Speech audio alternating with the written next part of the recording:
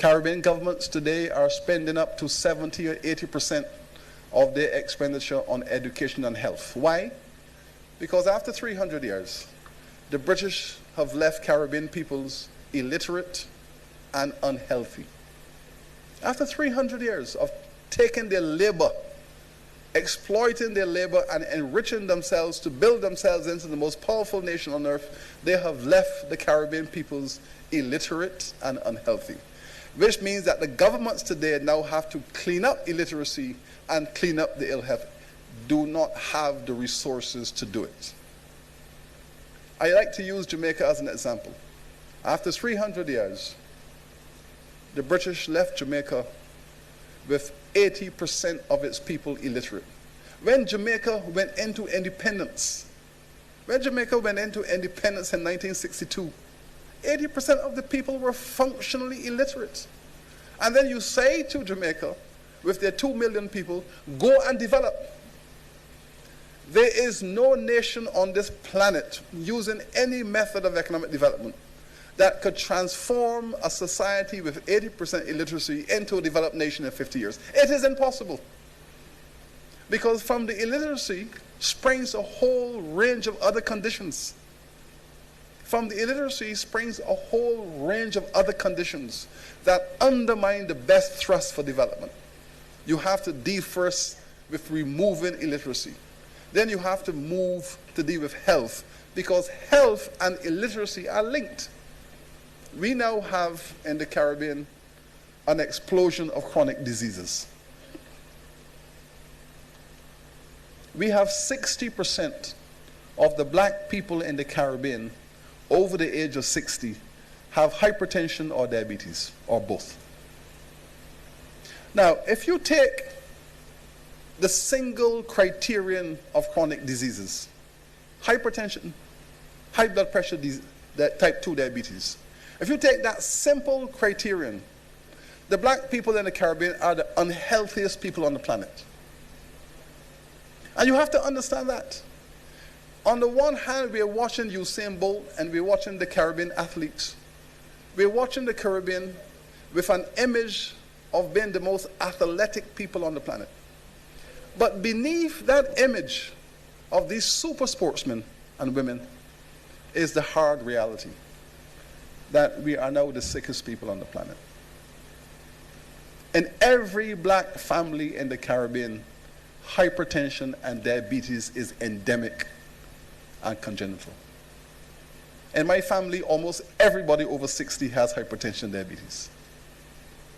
And it's the same for your families, for all of our families. There is an explosion of ill health in the Caribbean. And this is a legacy of slavery and colonization. You take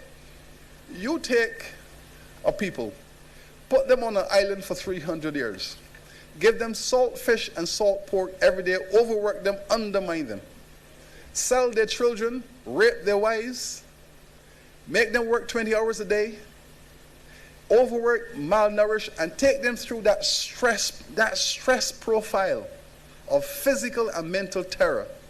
What you get? Hypertension and diabetes. It was the same then as it is now. When your doctor tells you to learn to relax,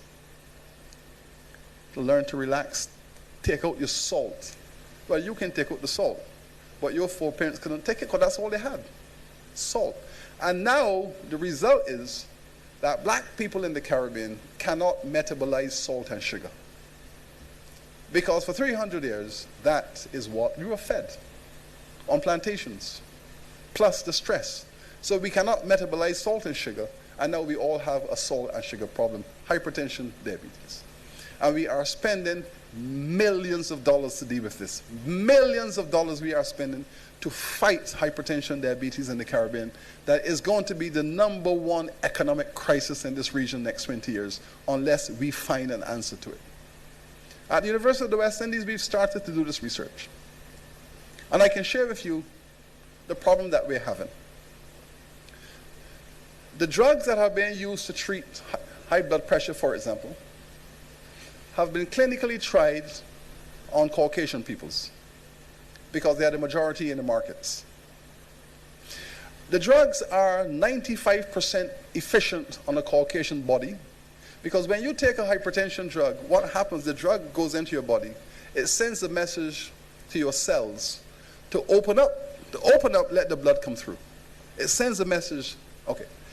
When a white person takes that drug, the cells have a 90% response. When an African black person in the Caribbean takes that drug, we have a 70% response. So we are still dying at a faster rate. When you see people in their 60s and 70s having strokes and heart attacks because of hypertension, it is because the drugs are not working. They're not working as well as they should. Now, the important thing about this is that the drugs work on the Africans. The drugs work on the Africans as well as they work on the Caucasians. But they don't work on us because something happened to us. You see, so when an African in Nigeria and Ghana and so on takes the drugs, she has a good response. When the Europeans take it, they have a good response. But in the Caribbean and in the New World, the Africans over here don't have that response because something happened to us. Because we have been genetically modified during that slavery period. It doesn't work on us. And now we have to find out. So right now we are taking blood samples.